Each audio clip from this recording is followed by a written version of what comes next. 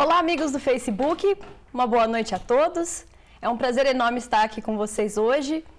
E temos novidade hoje para apresentar para vocês. Vamos fazer a nossa primeira palestra ao vivo com transmissão exclusiva para o Facebook. E o tema de hoje é protocolo de secagem, pensando nele como uma ferramenta de controle da mastite dentro da propriedade. Meu nome é Bruna Guerreiro, eu sou especialista da linha reprodutiva e da linha de terapêuticos. E eu queria discutir com vocês os seguintes pontos da nossa conversa de hoje. Nós vamos falar brevemente por que é tão importante a gente realizar o protocolo de secagem dentro da fazenda de leite hoje. E vou elucidar com vocês cada fase que acontece durante o período seco, para vocês conseguirem entender por que é tão importante a gente trabalhar com o protocolo de secagem em 100% das nossas vacas dentro da propriedade. E vamos entender também por que ocorrem essas novas infecções durante o período seco e por que é tão importante a gente trabalhar com o protocolo de secagem. E por fim, nós vamos discutir com vocês alguns estudos que nós fizemos com o nosso protocolo de secagem tão importante e tradicional que a gente tem trabalhado na nossa linha, utilizando o Ciprolac Vaca Seca e o Celate. Vamos falar rapidamente qual que é a importância do período seco. Esse período seco é um momento de descanso fisiológico das vacas em lactação. É um momento necessário para que essa vaca descanse e se prepare para a próxima lactação. Então, uma vaca que está sendo seca hoje, ela já acaba de iniciar a se preparar para a sua próxima lactação. Então, esse é o momento onde esse período seco deve durar. Os estudos mostram que a gente tem um período ideal trabalhando esse período seco entre 45 e 60 dias de duração, onde se a gente deixar de fazer esse protocolo de secagem, ou se a gente encurtar demais esse período seco, ou se aumentarmos demais, se estendermos demais o período seco, nós acabamos tendo um comprometimento da produção leiteira da vaca na lactação subsequente. Então, os estudos mostram que quando nós deixamos de fazer esse descanso fisiológico para as vacas, nós podemos ter uma redução de 20% a 30% da produção na próxima lactação. Trouxe para vocês uma divisão didática que a gente gosta de trabalhar e apresentar das fases que ocorrem durante o período seco. Então, nós temos basicamente 3 fases, onde a vaca que está sendo seca nesse momento já vai começar a iniciar o período de evolução ativa e, na sequência, vai passar por essas outras 2 fases que eu vou mostrar para vocês o que acontece em cada uma delas. Pensando, então, na primeira fase que a vaca vai começar após ela ser seca. Esse período a gente chama de período de involução ativa da glândula mamária, onde ela ocorre da última ordenha pode durar até 3, 4 semanas após a secagem. Nesse momento é muito comum nós verificarmos nos animais uma síntese de leite ainda durante os primeiros 2, 3 dias após a secagem desse animal. Então, esse volume de leite produzido, ele acaba ficando retido, acumulado nessa glândula mamária nesses primeiros dias. Isso faz com que a vaca tenha um aumento muito grande da pressão interna da glândula mamária. E isso nos faz com que tenha um alerta nesse momento, porque essa fêmea pode ter um alto risco de se contaminar nesse primeiro momento do período seco. Nessa fase, é imprescindível a gente destacar a formação do tampão de queratina, que é nada mais do que uma barreira física que a vaca consegue produzir para tentar evitar a entrada de agentes para o canal do teto. E essa formação do tampão de queratina, ela ocorre de 1 a 2 semanas após o início do período seco. Entretanto, essa velocidade com que o tampão de queratina é formado, ela está diretamente relacionada com a capacidade produtiva desse animal e a fatores individuais. Então, por exemplo, nós sabemos que as vacas que têm uma alta produção são animais que têm uma maior dificuldade em produzir esse tampão de queratina com a qualidade e a velocidade desejada. E o que acontece? Nós temos estudos que mostram que apenas 50% dos tetos têm tampão de queratina 10 dias após o protocolo de secagem. Então, nos mostra que as vacas têm uma dificuldade em produzir esse tampão de queratina devido à sua grande produção leiteira, e até mesmo aqueles animais que já têm uma idade avançada são os animais que têm também dificuldade de conseguir produzir esse tampão da forma adequada. Passando para a segunda fase, nós vamos ter o período de involução estável da glândula mamária, onde ele inicia imediatamente após o término do período de involução ativa, e a duração desse período ela vai variar de acordo com a duração total do período seco do animal. O que acontece nessa fase? Nós temos já um úbere que já está com pouco volume, o úbere então reduzido, um úbere que já está completamente involuído e está se preparando para a próxima lactação. Nessa fase nós temos uma produção de anticorpos e lactoferrinas que são componentes extremamente importantes para a defesa da glândula mamária nesse momento. E nessa fase as vacas estão alojadas no piquete da propriedade, e como nós temos a descontinuidade do processo de ordenha, nós vamos ter uma autoexposição do teto desse animal a agentes. Então, quanto maior for o desafio da propriedade nesse momento, mais chance essa vaca vai ter de se contaminar durante esse período. Nesse momento, então, como a gente tem essa glândula involuída, essa glândula preparada com mecanismos de defesa, a vaca nesse momento ela tem pouca chance de acabar tendo uma nova infecção. O que acontece? Pode acontecer, mas é um período onde a vaca está mais protegida. Passando para a segunda fase, que seria a fase de colostrogênese. Essa fase vai acontecer mais ou menos de 2 a 3 semanas antes do parto.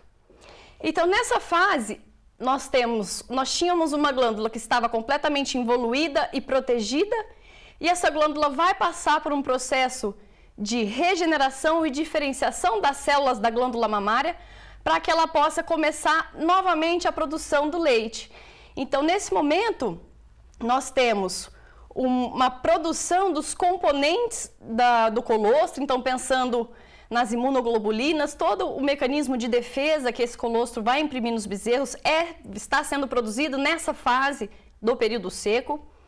E nós vamos ter essa produção de leite, vai nos trazer novamente um aumento de volume da glândula mamária, principalmente nos 3 dias que antecedem esse parto.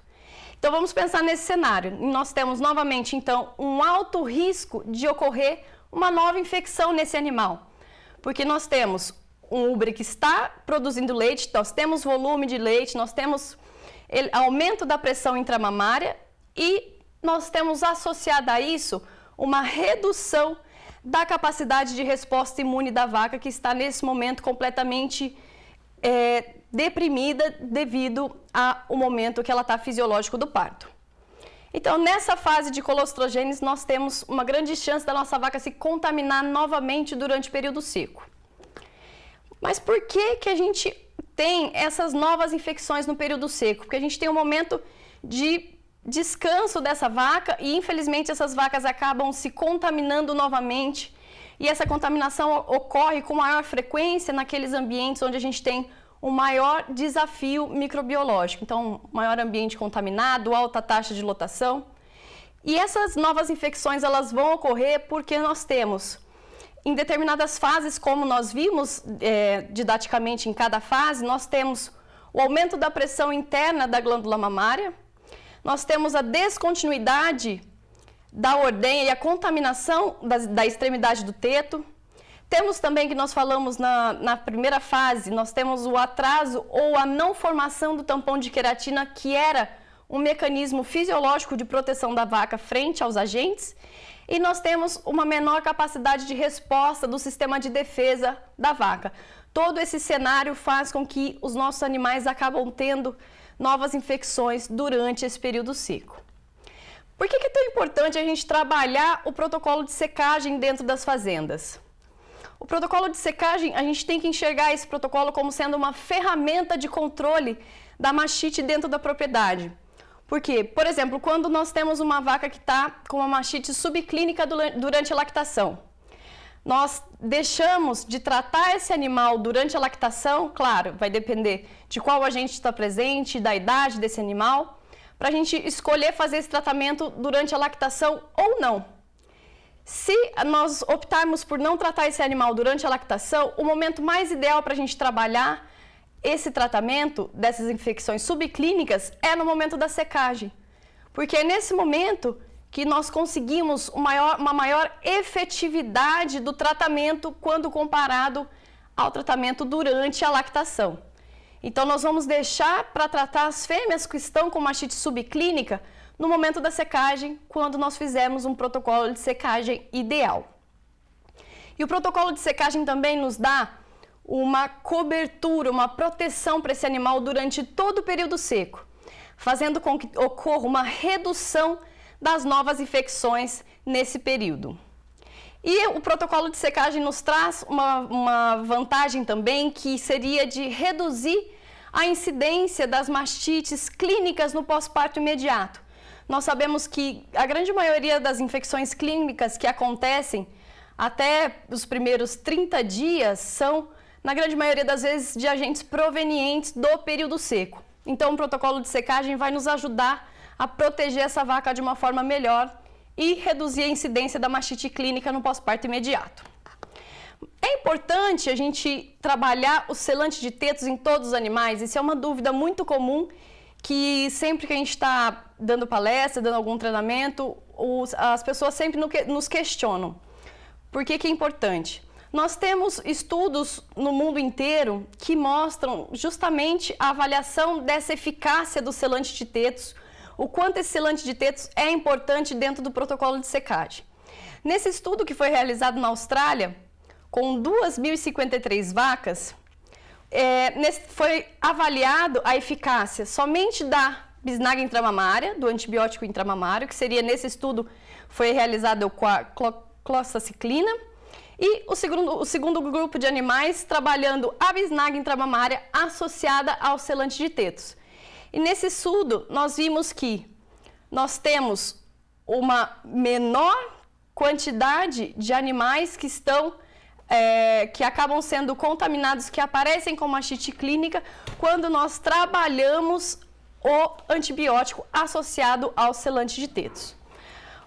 Outro estudo para mostrar para vocês, esse trabalho foi feito da mesma forma. Nós temos 2 grupos de animais tratados somente com o antibiótico e outro grupo de animais que foram tratados com o antibiótico mais o selante de tetos.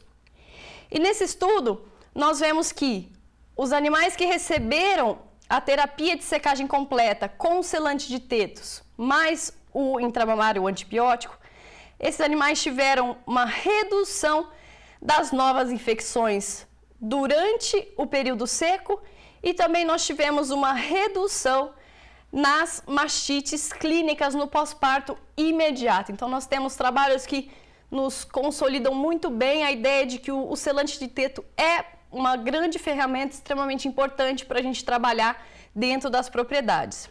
Aqui eu trouxe uma imagem para vocês do selante de tetos, como ele funciona. Então, vocês podem ver, o selante ele deve cobrir a cisterna do teto do animal. Essa é uma imagem radiográfica de uma vaca que foi aplicado selate nesse animal. E nós temos a imagem radiográfica 30 dias após a secagem. Vocês podem ver que a substância é uma substância completamente inerte, que vai funcionar como uma barreira física, impedindo a entrada de agentes para dentro do canal do teto. Bom, eu gostaria de apresentar para vocês agora um estudo que nós fizemos em parceria com o professor Marcos Veiga, da Universidade de São Paulo, que foi publicado no Congresso Internacional de Mastite, no NMC, que é um dos congressos mais importantes que a gente tem no mundo sobre mastite hoje. Nesse estudo, nós avaliamos a eficácia do Ciprolac vaca seca associada ao selante selate na eficácia do protocolo de secagem das vacas. Nesse estudo, nós utilizamos 550 vacas tendo um total aí de 2.200 quartos mamários. Esse estudo foi realizado em 7 fazendas da região de São Paulo, fazendas de alta tecnificação e de alto controle sanitário, onde esses animais foram divididos aleatoriamente em 2 grupos experimentais.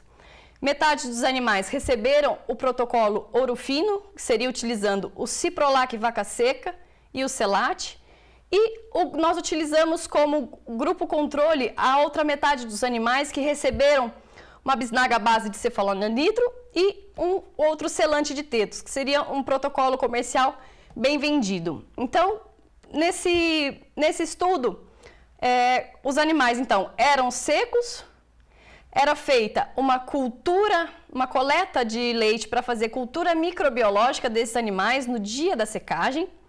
Esses animais pariram e, na sequência, foram coletadas novamente amostras de leite para cultura microbiológica nos momentos 7 e 14 dias pós-parto. Como foi avaliada as culturas microbiológicas nesse estudo? Então, nós consideramos que o animal foi curado quando ele tinha uma cultura positiva na secagem e ele tinha amostras negativas na cultura de 7 e 14 dias pós-parto.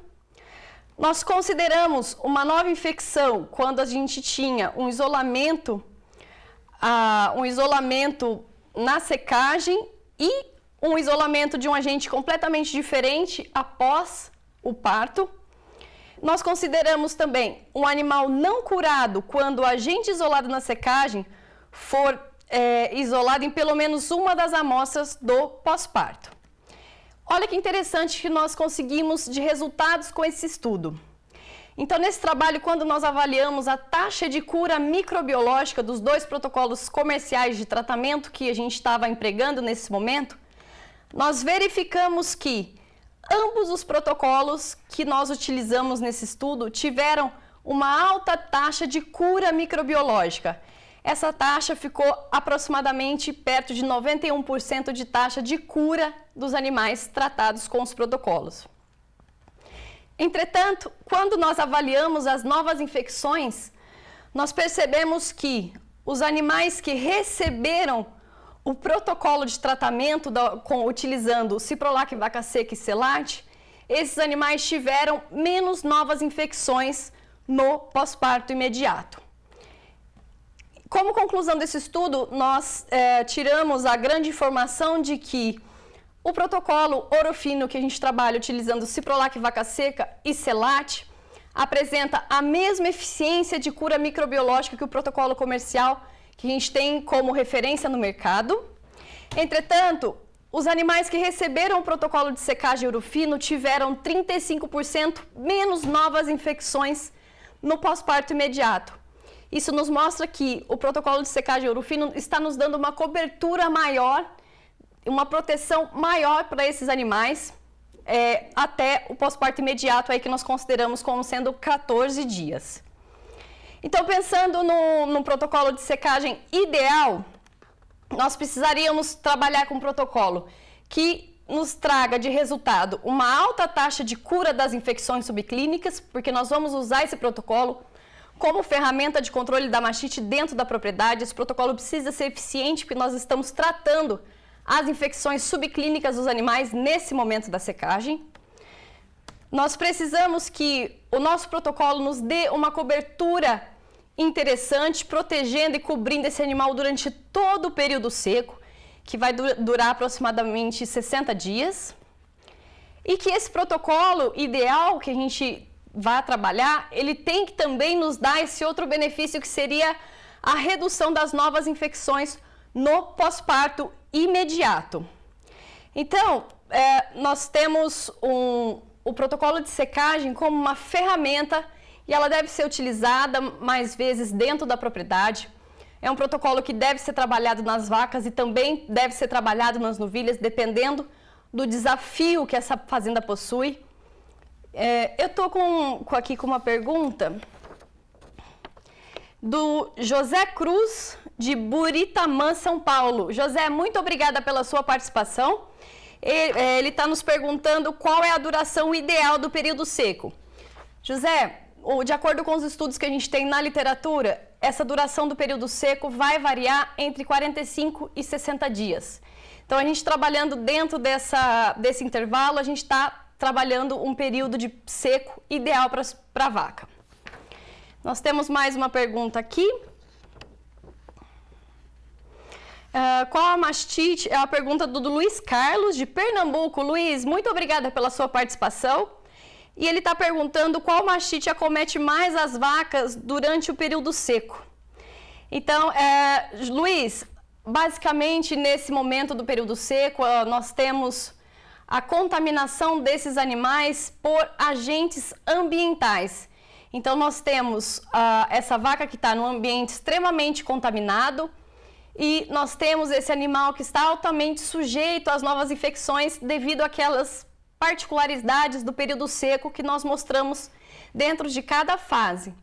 Então, nós temos que nos atentar, porque nesse momento nós vamos ter aqueles quadros de mastite extremamente graves, que são os de origem de agentes ambientais, que comprometem a produção de leite do animal, que podem comprometer permanentemente a glândula mamária do animal e, dependendo do agente, a gente chega a ter o risco de óbito desse animal. Muito obrigada pela sua participação. Pessoal, queria agradecer muito pela atenção de vocês, pela oportunidade, pela companhia. Eu deixo aqui para vocês os meus contatos. Qualquer dúvida que vocês tiverem, entre em contato conosco. Vai ser um prazer enorme trabalhar com vocês, tirar dúvidas, poder colaborar com vocês para melhor eficiência produtiva da fazenda de vocês. Boa noite, muito obrigada.